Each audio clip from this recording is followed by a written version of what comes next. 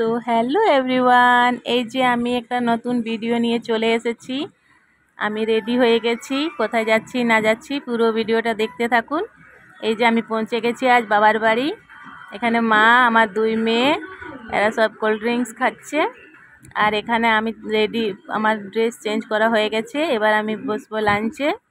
এই যে লাঞ্চে আছে ডাল, ভাত আর পাঁপড়, লাউয়ের তরকারি আর মাছ আলু দিয়ে ঝোল, আর এখানে আছে কুলের আচার। এই যে এইভাবে আমি খাওয়া দাওয়া কমপ্লিট করে পৌঁছে গেছি বাবার মন্দিরে।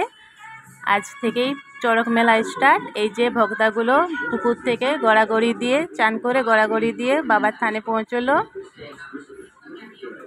তারপরে তো আমি চলে গেছিলাম একটু ছাতে, দেখি কি সুন্দর চারটা পায়রা বসে আছে।